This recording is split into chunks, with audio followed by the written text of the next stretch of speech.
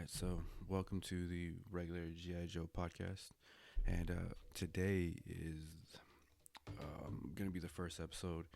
And what I want to highlight on today's episode is really my transition story. So I really want to get into helping people out with their transition stories and get people on. But if I'm going to do that, I first need to be the one who talks about my story. Um, And to anyone who knows me or anything like that, I rarely talk about this at all. I'm not very proud of my story. There was a lot of down parts and a lot of things I'm not very excited about. Uh, but this is a real story, and it is what it is. And hopefully, someone can learn from it. And it will be explicit. It's the only way I know how to authentically express myself. So there's that. And then also, if I do jump around, I do apologize. This is the first time I really talked about it in length and as a whole. So there are going to be some things that I do miss. So I entered into the Air Force 2004. I graduated like on Saturday and left money for boot camp. So my whole idea of military has been literally after high school, and that's all I've known my entire life. I spent 9 years in, and after 9 years, I kind of had a hard time. And a lot of that, from what it was man, at the age of 18, all I knew was just military life. And I got out in 2013. What they were doing is I was going to get out anyways. I wanted to get out because I was fed up. Reality, that's one of the biggest mistakes that I regret to this day is that I should just PCS somewhere else and I probably would still be in. But it is what it is. I didn't do it, and I'm here today. But I was getting out, and at the time, Air Force was letting people go earlier. So, because I had less than a year in my contract for enlistment, they let me out early. So, a couple months out early, I get out, and that's what really started the bitterness. I was really bitter, and it's not because bitter because it was time to go. I mean, that didn't. It was a heartbreak, but I was bitter because um, my first daughter, 3 day, she came home on a hospital on a Friday. And that Sunday night, I was working an exercise. So 12, 14-hour shifts, just nonstop working with a brand new baby. And I gave so much. And that's what a lot of people have problems with is it was my identity. It was everything to me. And I was really quick and really fast to sacrifice anything and everything for the job. But when it was my turn to get out, that's when I found out real fast that the machine keeps going, man. You're not that special as you think you are. Everyone praises you for doing an awesome job, but at the end of the day, someone's willing to take your spot. They want your seat because it's time for them to go for their career. And so, as I'm getting out, I'm doing exactly as I've been trained to do. I was on station Okinawa, Japan, so I'm on an island. And before I leave the island, I've already got registered, accepted to go into UNLV. So I'm ready. I'm just waiting for school to start, and I'm doing. And so I'm still doing what I've been trained to do, go get her, do all this stuff. And so I leave and I go to Las Vegas. And 2 weeks after I get to Vegas, I'm already in a bar fight. I was around people that, I probably shouldn't have been, but there was a lot of things going on inside mentally, and having that brotherhood really clean to it because it was just something that I didn't have. So yeah, 2 weeks in, I'm already in a bar fight. I think a couple weeks later, I was in Compton, at another party doing some crazy shit that I shouldn't have done, and walking down the street. And so for me, it was a really big drastic change because here I was. Before I joined the Air Force, I was troubled, no discipline, no father, those kind of stories. And then I got all that. And then 2 weeks after leaving the Air Force, here I am acting a fucking fool. And I'm losing my goddamn mind because what I didn't expect was how fucking sad I was, man. And that's the real part about it, man. I was really sad to the point where depression set in, and I had no idea why.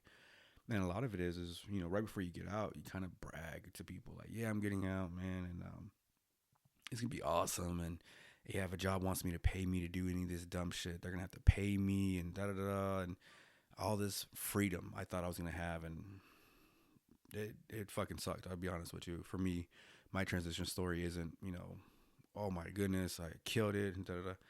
It fucking sucked, and I went into a real big depression really fast, and I didn't understand why. And also another thing too that really messed me up mentally was, I wanted to get out. I thought I wanted to get out, and so when I got out and I wasn't happy and I wasn't have everything I was supposed to have, mind fuck. You know what I mean? It really fucked me up mentally because, man, this is what what I was supposed to be doing in life, and I thought this was the next chapter, and man, no one prepares you for the fall that you're gonna have, and that fall was a really big fall to the point where it really sent me down a really downward spiral, and of course I'm hanging out with people that I probably shouldn't be hanging out with because now we're drinking. So anyways, I'm out. It's during the summertime of 2013, and I find me a job, and because I'm gonna go to school. I'm gonna go to school for entrepreneurship and UNLV. I'm gonna have my own business. I had a plan A, and we're going all in. And so I'm working, doing these things, but I know I'm going to school. School starts, and that's when the fucking first roadblock hit. I didn't fucking know that I had issues being around people. I've been around people my whole life, military, so I thought it was fine. But fucking let me be in a goddamn campus and see those issues, man. Somebody riding on a skateboard pissed me the fuck off. I have no idea why. I'd be in class and somebody would come in late and just put their head down and go to sleep. And I'd be furious with that individual. I was so mad at them that next thing I know, I'm having a chewed out conversation with this individual for the next 15 minutes. And I have no idea what the professor is saying because I'm so angry right now that this person came in late. Like, how dare you be this? And that's where I was like, what the fuck's going on here? And what really was starting to set it up was, here I am in school and I'm not doing very well. Physically, like, I'm there, right? I'm going to every class, but mentally, I'm having a hard time concentrating. I'm having a hard time really just being around people. To this day, I think I only talked to like one fucking person. I really didn't talk to nobody. I sat in the front of the class so I could pay attention. I tried my ass off. I would go to, study groups for, because I had accounting. I just couldn't concentrate. I couldn't understand why. I just kept doing exactly what I've been told to do, and it's just keep going and keep trying. But, at the end of the day, I only did one semester because it was a utter fucking failure for me because I wasn't prepared for this one. I had no clue that I was going to have a deep sorrow for the military. I didn't know I was going to miss it that fucking bad. I truly fucking did it. And I had everything on this one. Like, that's what's going to be. I'm going to get out. I'm going to go to school for 4 years, blah, blah, blah. I'm going to use a GI Bill. Man, we're good. We're gravy. And then I don't. So I was working at GNC at the time, and it was working on base.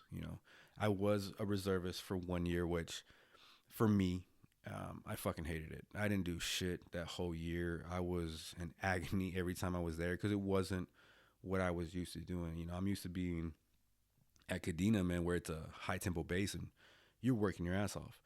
To 1 year in reserves, all I did was like file paperwork in order one time because I just was bored, and then sign people off because I was the only one who was an actual able to sign people off on their training. And they told me like, hey man, like, you're kind of third in line when it comes to rank, so you're not gonna make tech. You're not gonna make E6. But they say, hey, if you want to, we can switch you to this job and we get you E6 right now because I was qualified for it. I had all the training I needed to do and time and grade, and all I needed was a spot for the reserves. And I didn't want it. I was like, no, I didn't do all this time in this career field to do another job that I don't care about either. So I do 1 year in reserves. Didn't like it. Don't go back. So that's that. So here I am. It's about to become 2014, and what also is fucking me up is where this is the school semester. I got married before I left Japan, and she's pregnant. And so that's mind fucking me up too because I have a job now that is I'm working at GNC part time because I'm going to school, and and I'm drinking beyond belief to the point where it's not good. And then, my daughter and I have the same birthday, my youngest daughter, and she was born. And the way I found out was someone had to come and wake me up and tell me, like, hey, congratulations. It's, kind of like saw it on Facebook type thing. And my daughter was born. And the key part about that is when my first daughter was born, it made me look at myself and kind of be like, man, I'm a fucking dirtbag. I'm not a good person. So I was trying to become a good person. Well, 5 years later, so, my youngest daughter is born, and that gave me a look at myself, and I did not fucking like me. I didn't like what I was doing. I was drunk a lot. I was drinking away my fucking problems, and I was depressed. I was sad. I gambled, and it fucking blew up in my face because I missed the Air Force. And what am I doing? Fucking absolutely nothing. I'm going to school, but I'm not even doing good in school. And it's like, you can start seeing, for me, that the road is coming to an end. And it's not looking good for me. So, I do all that, and my daughter's born, and that's when, for me, I fucking hit rock bottom, because now there's a mirror up to me to look at my life. And I think when kids are born, they do that to you, kind of look at things because you want to protect them. And I was not there for her birth, and here I am, fucking drunk, not performing well. Like, it's one of the ones where if I'm not going to be there, well, then it better be fucking worth it. And it wasn't. And so I actually had to deal with that internally. And I fucking went into a further depression because, I get out. I thought I made the right decision. I'm going to school doing this, and it doesn't work. And so, and then on top of it off, I'm failing in college. Like, I'm not doing very well here, and it's obvious. Now, was there some things that I didn't understand? Probably, but a lot of it had to do with I just could not fucking concentrate, because I would get to class and there was like 4 or 5 guys and we're all looking at each other. I'm like, oh yeah, we're all vets for sure, because we're all looking at each other and we're still wearing some type of fucking military affiliation gear. And we're the only ones that showed up to class early, and we're the only ones who looking at a certain place to be at all times. And it just became obvious, man. I just kind of felt like so awkward and weird, because these kids are talking about things and you're just like, you don't have no fucking clue. I didn't deploy that much. I just had 4 deployments for me, 2 to Iraq, 1 in Qatar, which I really don't fucking count because it wasn't that long, and then 1 in Honduras. And when you've seen, the other side of the world and how they treat life, it's a difference. And so when I'm in college and these kids have no fucking clue about a lot of shit that's going on around them, in general, their city, but also in the fucking world, I couldn't concentrate. And so I don't do very well. I think I failed 2 classes, passed 2 classes, fucking barely. And then I'm like, all right, cool, I'm not going back. So now I'm not going back the second semester. So now I've lost that GI Bill money that I was making, and I'm working at GNC. And I think I'm making, $8.25 an hour, and they try to tell us some bullshit. You're actually making 12 because commission, whatever bullshit. I wasn't making shit, and it was part-time. So as you can start to see where the wheels are coming off, and it's not looking good for fucking anybody that's my family. And, to mention, my mom's sick, so I'm trying to help her out with bills as well. That's not fucking good. So and then my wife's mother is sick as well. So I got 2 moms to take care of, a wife, and 2 kids. My oldest daughter is from my previous marriage, so I got child support. You can start adding up the numbers, and it's not looking fucking good for nobody. And then to mention, my dumb ass is still drinking. So that's not good either. And we're not drinking like at home trying to save some money, going to Costco and buy a bottle of Jack. No, we're fucking going to a strip club every night and bringing up credit cards and having a good time, because everyone else that I'm with are having problems too. And we're not really identifying these things. And so we're just a fucking mess together. And that's downward spiral. And so the next semester comes up, I don't go, right? I lose that money. Now I'm working at part-time. I'm not making no fucking money. Now I've lost money and I cannot get it back. So now I'm starting to stress on that shit. Because financially I'm fucking gone. Like, there's nothing I can do. So I started trying to go to the school again for a personal trainer. And then, try to get my license. I end up getting my certificate for personal training work at Gold's Gym. And I'm busting my ass off. And so I'm like, all right, cool, I'm going to do this full time. I do that. I left GNC for that one. I do it, and I'm making maybe 500 a month. So 500 a fucking month, supporting a family and trying to support a drinking habit. You find out really quickly that you're just in debt. And because I'm just using my credit card to drink. That's what I'm doing everything I can and trying to pay $500 for some other dumb shit. Like, it's not adding up. It doesn't work. And so, I had some money. When I got out, the Air Force gave me some money, and this is right before the new year ends. That I think for me was one of the big things that helped me transition to a better life. Maybe not out of the military or any of that stuff, because we're still working on that. But my wife needed some money, so I gave her $1,000, and I had $1,000 left from what the Air Force gave me before the walls were going to close in. And what I did was I invested in myself. So what I did is my boy was he does shows, man. He's a bodybuilding coach, and I've known him for a good time. He'll be on here pretty soon as well. My boy Q, and I asked him to train me, and so pretty much I gave him the last money I had left, and I don't think I ever told him that, but that was the last money I had. That was it. I was done after that part. My bank account was zero, and nothing was coming in. But the reason why I did that was just, I don't know. I had to fucking do something. I've been always a type to, fuck it, I'm just going to gamble. Like, we're just going to see what it goes here, and then we'll worry from there out. So the last bit of money I have left saved up, I give it to him. Well, that was like the reason why I say that was one of the best things I ever did, was because now I'm going to become a bodybuilder and I'm getting my personal training thing. Now I don't have time to hang out with my friends. Why? Because I'm training nonstop, and if I'm not training, I'm doing personal training because I'm broke. And so what that does for everything is it takes me away from all the people I don't need to be around. And then also, because I'm doing this, I can't be drinking no more. And so that was really the foundation part of me getting my shit together, in a sense. But I'm still having problems mentally. I'd be talking to my wife, and I'd have my gun, and she'd be like, "What's that clicking sound?" And it'd be like, "Nothing." But all it was just me pointing a gun to my head and pulling the trigger. It was empty, but just keep cocking it, boom, click, and then just doing it. Why? Because it fucking sucked, man. I did put a gun to my head several times. Shit, I would ride my motorcycle, and my logic was, if I can get in an accident bad enough, I'll die. But because I'm still reserves, my family will get some money. So I would just put my head down and fucking go on the throttle, man, and just go and say, fuck it, let's do it. And if I go fast enough, I won't feel shit. So, it's a win-win, because I really didn't value my life at the time.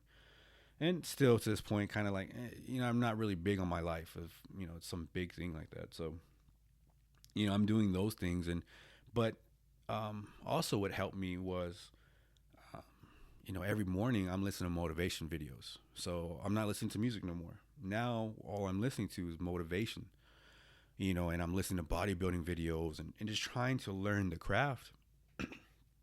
And what that's really doing for me is it's taking me away from all the bad negative energy, all these bad people that I don't need to be around of. And it's not that they're bad people. It's just they're not doing what needs to be done to make me better. So I had to take ownership of me.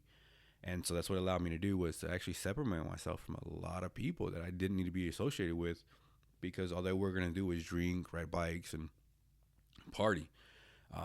But I was broke, and I couldn't afford that. And it was about time that I admitted that I couldn't afford it. So here I am, making $500 a month, trying to train my ass off, doing those things. And, I went to the VA. And when I first got out, I went to the VA, and the lady told me, I was like, hey, I deployed to combat zone. I'm here to get my free medical. And she was like, are you hurt? And I was like, no. She's like, well, it doesn't qualify for you. So that was the beginning of 2013 when I got out. And then I told a school counselor that one time, and she was kind of making a fuss. And so I went back, and, I think maybe October, November, or some shit like that of 2013. And I go into the VA, and it's like, hey, welcome to the VA. For some reason, I don't know what kind of energy I was giving off or any of this shit, but the lady was like, hey, man, we got to go to mental health, and you need help, because I don't understand. Like, you just don't look good. I go there.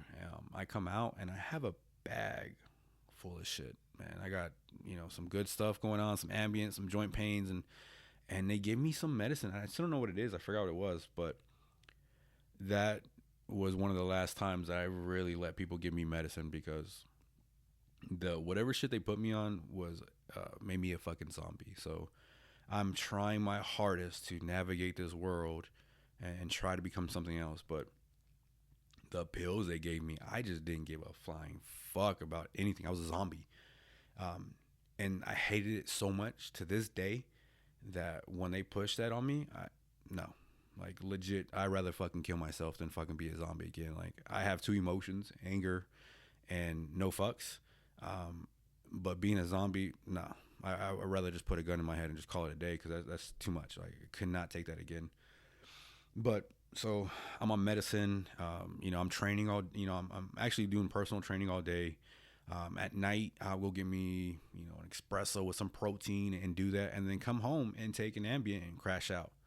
And that's not what that shit's meant for. So, I can't sleep at night. So now I'm actually abusing Ambien. Now I'm actually taking more than I'm supposed to.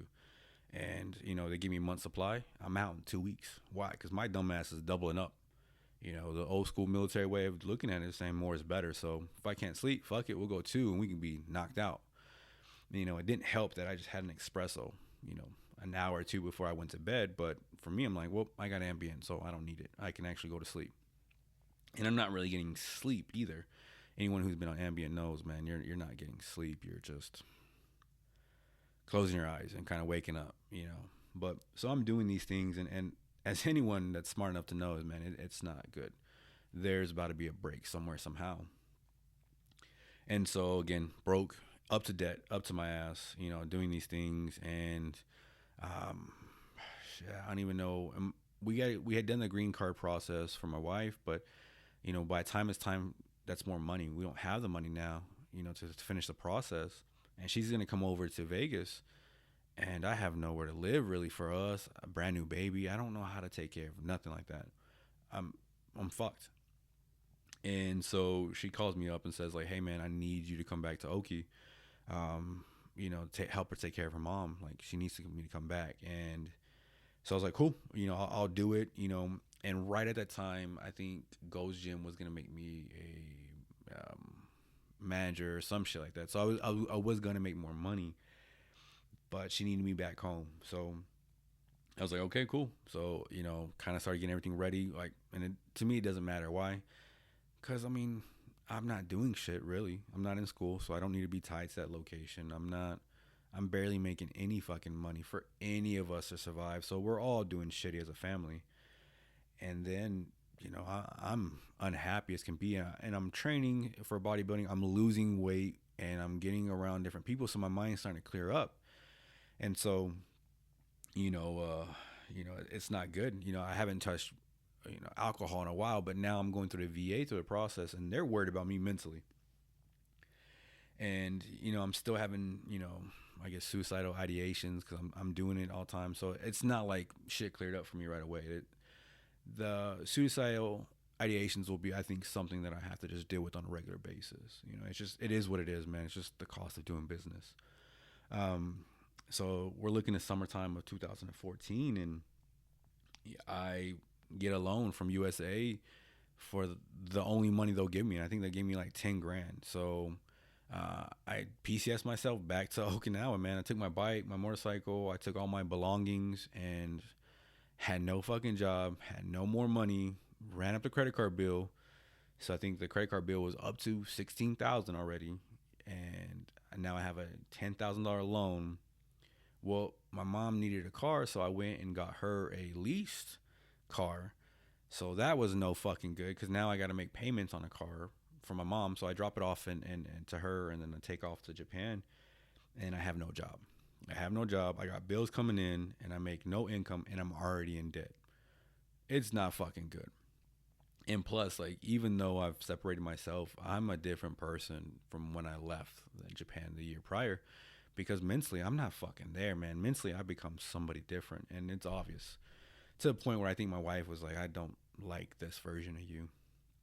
And so we're doing all those things, and Man, I get me a job. I finally get me a job working in a warehouse, and I'm making $14, and so it's nonstop overtime. So I'm like, okay, cool, we'll just work, and starting to get the bills under control ish, or to the point where I'm not behind on bills, but I'm still in debt beyond belief.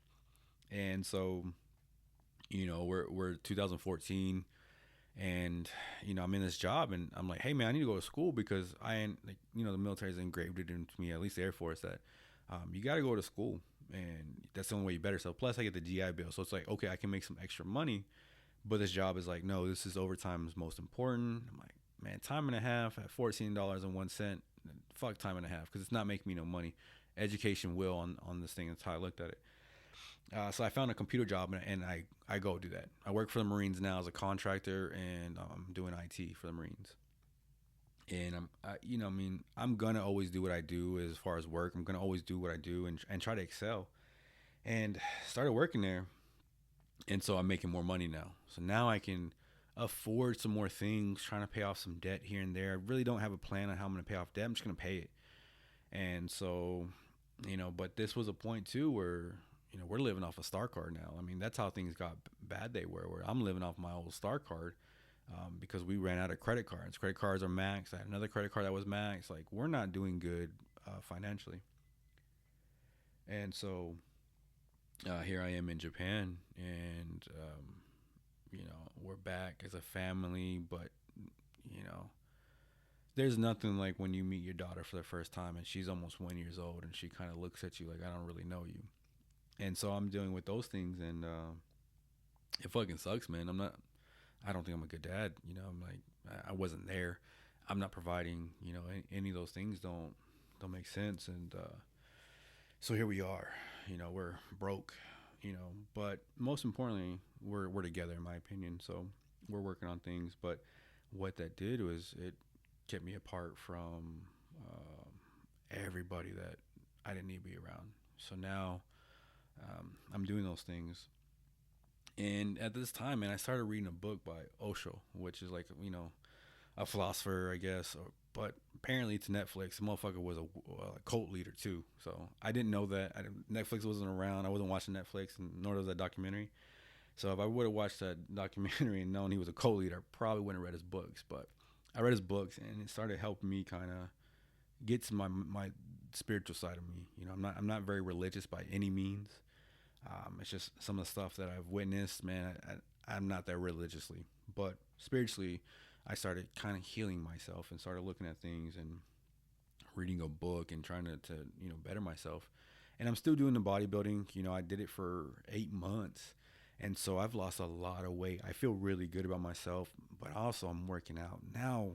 I'm eating better. I'm working out. I'm actually working on the physical and the mental side, or the spiritual side, at the same time. And so, without really knowing it, I'm starting to kind of not heal myself to a point where I'm brand new or anything like that, but I'm trying to like heal some things. And so I'm gearing up for a bodybuilding show, and I slip and fall one day on a treadmill or on a stairmaster and hurt my hip, and I can't do it no more. But to me, it was it was okay. Like, I really was doing the bodybuilding because I was a personal trainer, and my mindset was, if I'm a bodybuilder, then people are gonna want me to be their personal trainer. So that's kind of why I was doing it. But I wanted to be the best that I could be for my family. So that kind of gave me the motivation to do bodybuilding the whole time. But now that I'm on an island, and bodybuilding is really not, I mean, not bodybuilding, but actually personal training is not ideal. Um, Doing IT, and I'm making good money. I'm good at it. I did a little bit of IT in the Air Force. I was going to school for it in the Air Force. So for me, it was kind of just lined up naturally. But yeah, things are getting better now. We're making money. We're doing those things, and kind of that stuff. But really, that's it. I'm kind of working on myself, but not too much. And so that's 2014, 15, 16. You know what I mean? And in 2016, I moved to another job with the Air Force now, and so now I'm back in my old unit, and I'm like, I'm happy now because now I'm back in the job pretty much. I was kind of doing the job I was at one time, so I'm back in the military, back in my old unit, around my own kind, man, my own job, man. I'm so happy. And then I find out that it's bringing a lot of heartbreak to me too, because there's so many things I see wrong that I can't fix, because there is a point where, as a civilian, you see an NCO doing something wrong and you want to correct the NCO, but you understand that you can't. That's not the job no more. That NCO needs to make that mistake because he has to learn. And then you start looking at, you're not really in no more, and it becomes more aware that you're not in. Plus, we go to promotions, and people I know, they're getting promoted. People that I knew as younger ranks are getting promotion, and I couldn't help but sit there and say, man, I could be at this rank now if I would have stayed in. And that's letting you know, man, 3, 4, 5 years, I still haven't dealt with getting out. I've masked the problem. I've tried to identify certain things, but never looked at it like, I'm genuinely heartbroken over getting out. Even to this day, I mean, shit is 2021, and if I can go back in, I would. And it's just, I don't know. I don't know if that ever goes away. I'll be out 8 years this year, so I don't fucking know if it really goes away. And there's still a little bit of me that wish I could still be in. So, we're we're working for the Air Force. We're doing good. We're doing these things and stuff like that. And I'm getting a lot of recognition. I win Civilian of the Quarter, the first quarter, the third quarter, Civilian of the Year, CE Manager, runner up for the Air Force. Like, I'm doing really well, but I'm not happy. I can't be there any longer. For some reason, I made this thing up, and I'm getting so frustrated because this was a good gig. I'm making money, so like the money doesn't matter to me, but I'm getting to the point now where I'm, getting better in life. And so what I did is I got out of debt.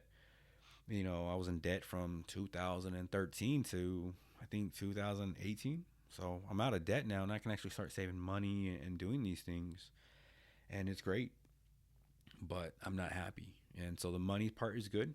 Still not happy. I'm working out. I'm having fun. I'm a civilian now, so I don't have to do certain dumb things. I do still have to do some of them, but not to the degree of military. Not happy. I'm with my own kind. Not happy. And to me, it's like I need a new challenge. So I went back to working for the Marines, and so now I used to, I was a federal employee that was treated a certain way. It was award winner this, award winner that, and now I'm gonna go become a contractor and become a nobody again and just work.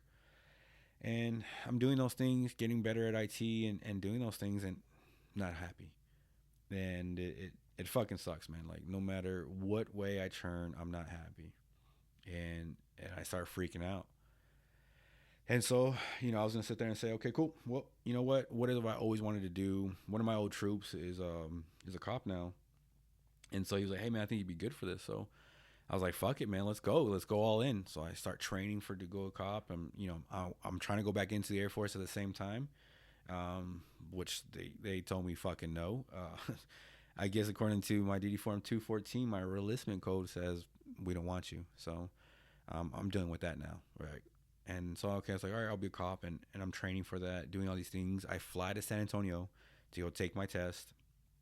And then, cool, I passed the test. I passed the physical.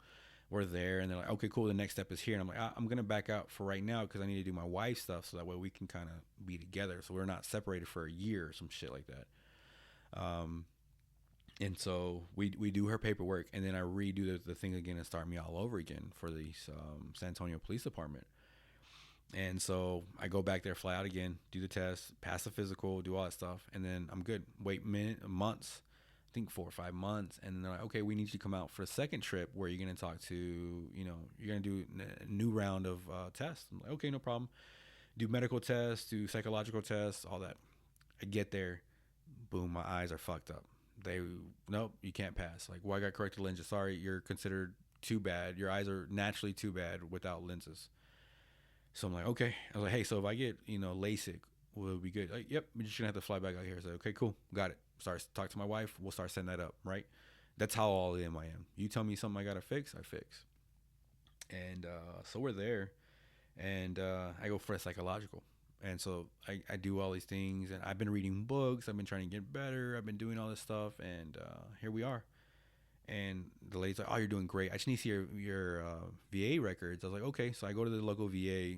I'm not, the way the system works, I'm not in San Antonio. So that's no good. So I have to mail in my records. So she's like, okay, I would sign off on your thing, but I need to see your VA records. and then we can sign you off on this portion. So I'm like, cool. I just got to get LASIK, come back, and then I'm golden to actually go to the academy. So it's pretty good. I'm doing really well on everything. And then months go by, and Corona hits, right? So I sent my records, and then Corona hits, and so everything's kind of shut down. So it's like, shit, man. Like, they don't get my records in time. They're asking me, hey, where are your records at? Like, I don't know, man. I sent them in. Here's a receipt. Here's all this. And then, hey, Corona hit. And then I think, man, a couple months later, they come back and say, hey, we're gonna deny you. I was like, hey, did y'all get my records? Is there something in my records? No word. So now I have no clue what's going on. And I am a paranoid individual. So now I'm wondering what's in my records too much where they would deny me. I mean, I'm flying from Japan. I'm doing a 12, 13-hour trip every time I'm going there, $200 or $1,200, $1,300 trip. And I've never complained once. I'm there, doing it. And so this takes us to 2020. And my whole goal that I was doing for the last year and a half to 2 years, done. And I don't know why.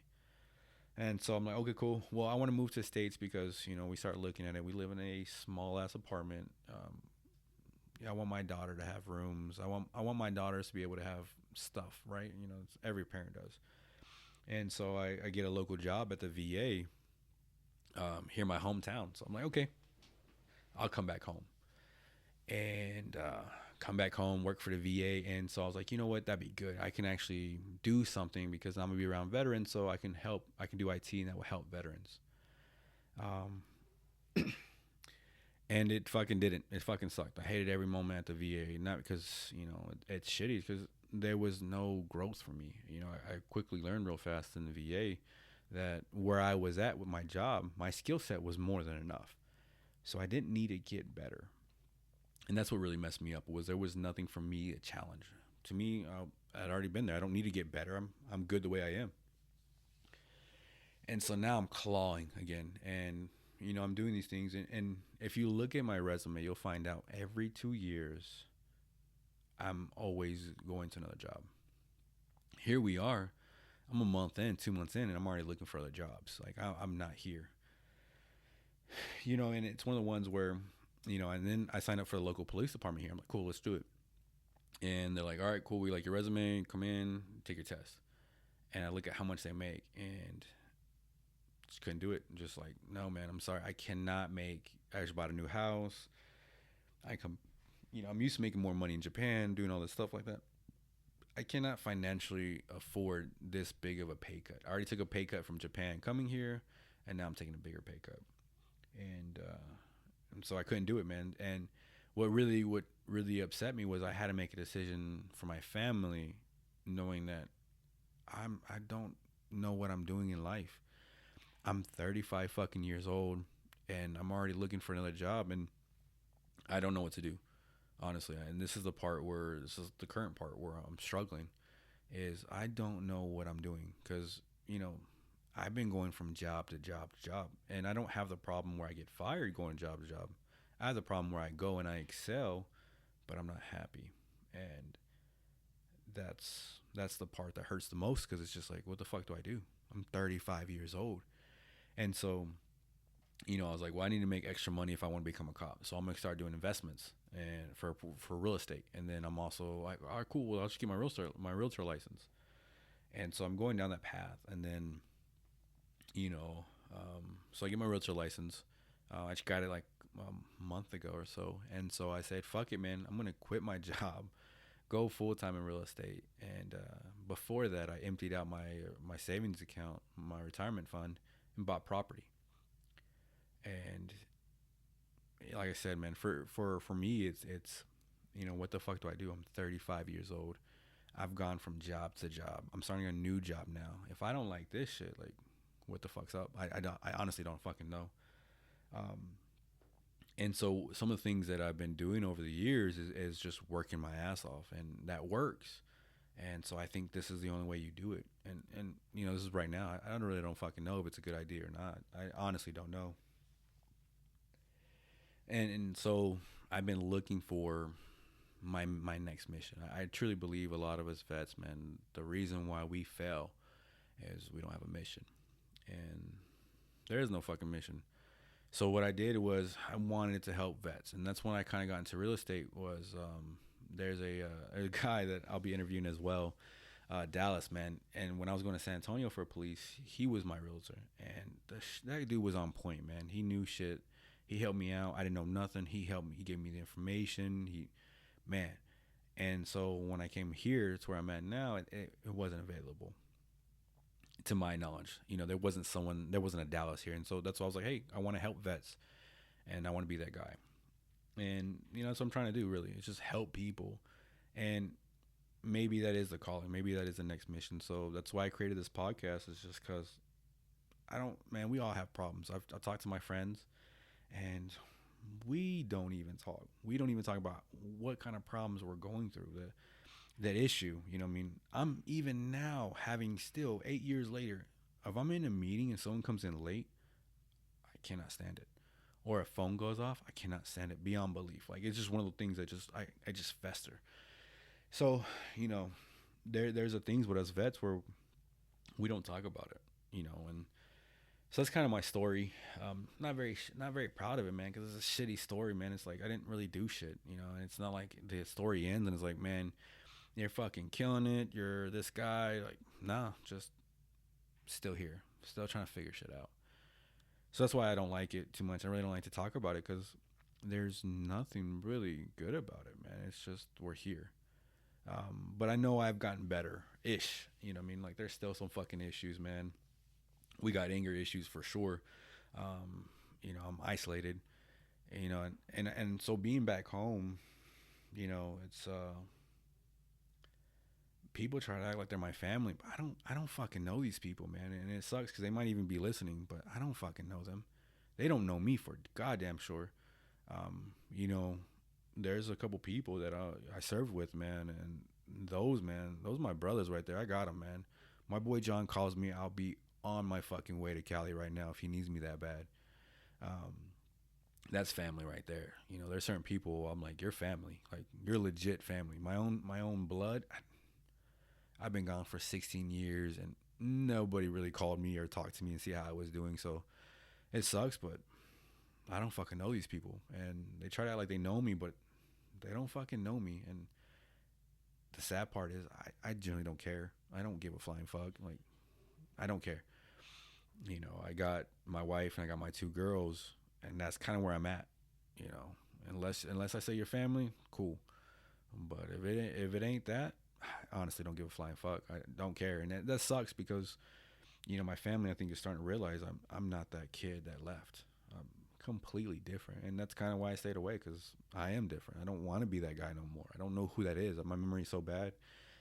I don't memorize it, and so it's tough to say, but yeah, I don't really generally give a fuck about spending time with my family, because that, to me, that's not family.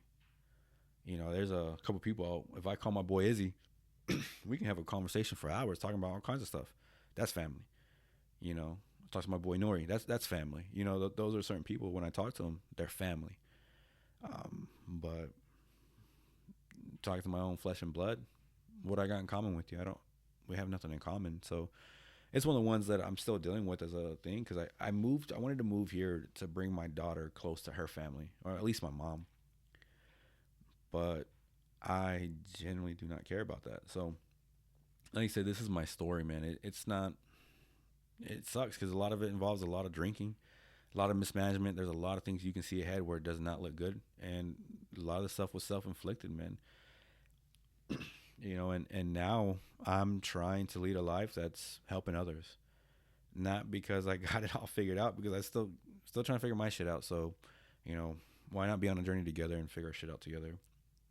So yeah, that wraps it up. That, and what I really want to start doing is doing a hot wash at the end of every after end of every conversation, man. Do a hot wash. Why? Because there's some things that I went through that I might have learned that can help you out. And so what we're gonna start with is, what I like. I like that I'm not there no more, man. I like, what I didn't say was, in 2017, I believe, I started listening to Audible. I'm dyslexic, so reading books for me has never been me.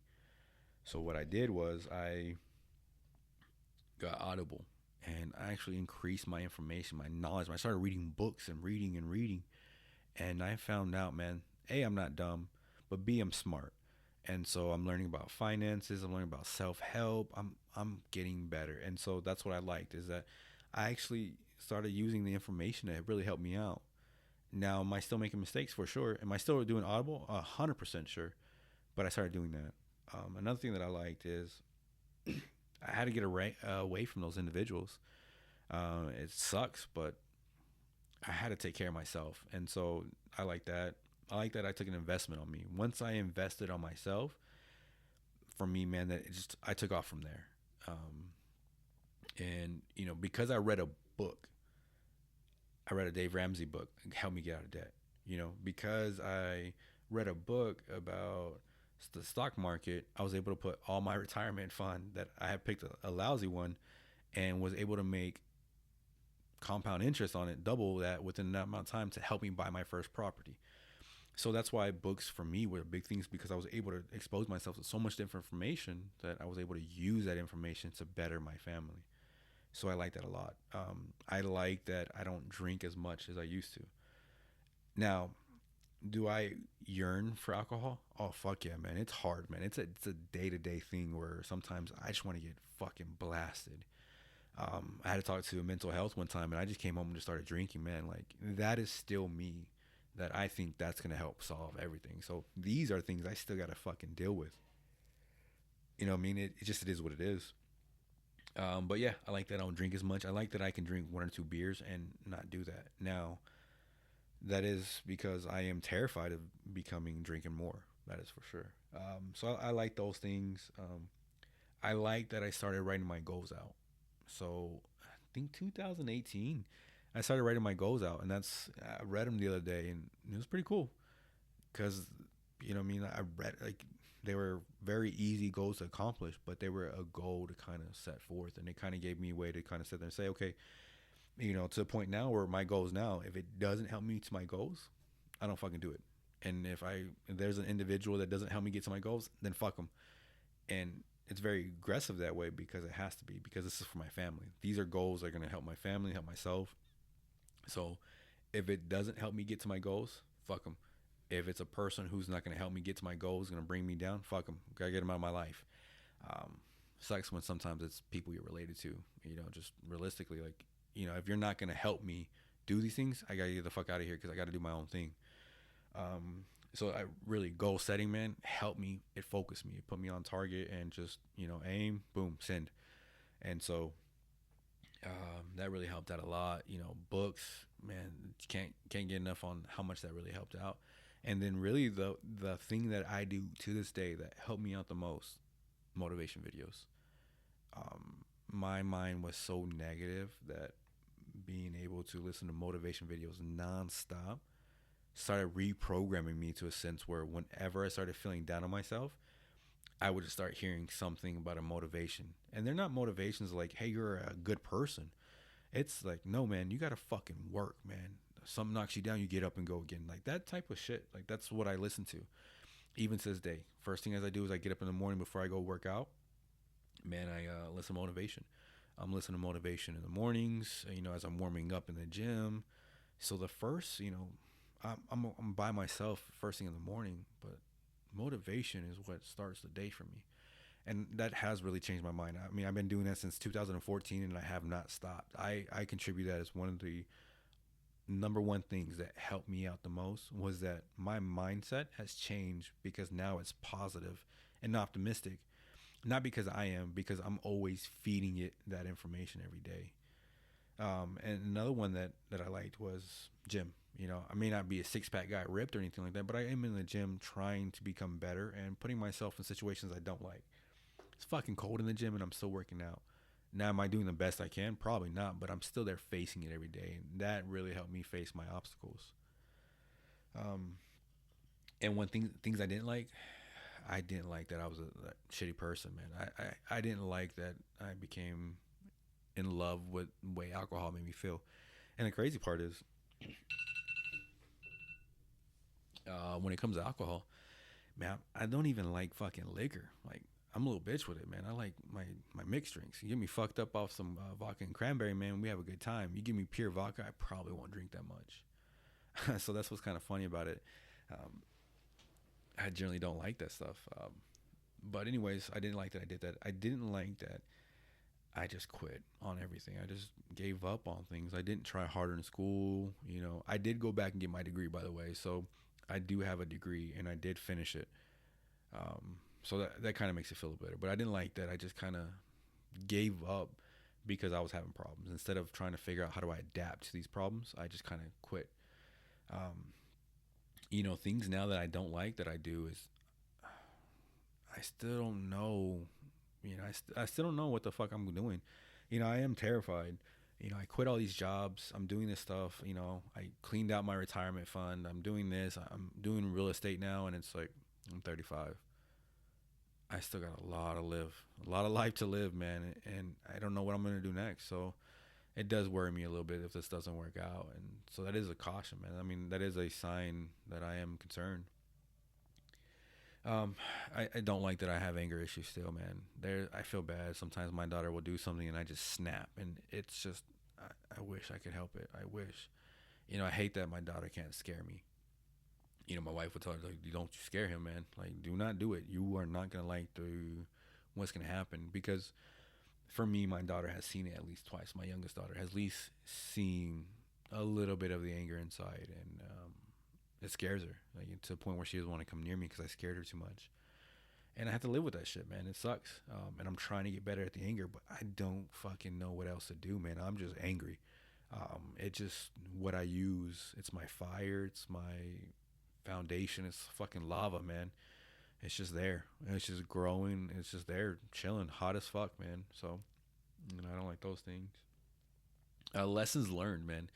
The lessons I learned, man, is investment in yourself, man. Investing into making yourself better pays dividends beyond fucking belief, man.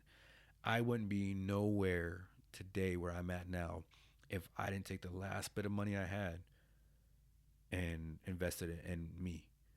I had no idea that effect would literally just legitimately do that to me. All these things that I'm able to accomplish now are all because I took a chance on myself. Now, I did take a chance on myself before when I went to college, and that didn't work out, but I still invested in myself again. And I have no problem when it comes to gambling on myself. Again, I'm concerned about real estate, but at the same time, it's on me. So I'm more confident in betting on me than I am betting on somebody else. So lesson learned, man, investment in yourself. Two is books, man. I can't stress that enough, man. Reading certain things from different things. There's so much knowledge in books, and I say it because I had no idea. I was dyslexic, so I thought being smart wasn't for me, or reading books weren't for me. I just had to learn a new way to learn. That's it. And so, man, audiobooks for me have changed the game. And I don't sit down and 30 minutes a day. No, while I'm getting ready in the mornings, audiobook. While I'm cutting my hair, audiobook. While I'm driving somewhere, audiobook. And is that a lot? No, but it's 5, 10, 15 minutes here and there. We chop it down, and next thing you know, you're at 15, 20 books a year, and all the knowledge you're able to grasp from that, you can kill the game because you have so much to offer. I believe we're so fucking smart that we can do these things. And I'm not like a smart person, man. I'm a kid who fucking flunked English, and if it wasn't for my teacher who knew I was going to the Air Force, who raced at 65 and put a 70 on there and said good luck, it doesn't fucking happen. Like, legit, man. I'm not that guy. But because I'm able to hear information, I can learn it. And so because I can learn information, I can apply it. And that's all the difference in the world.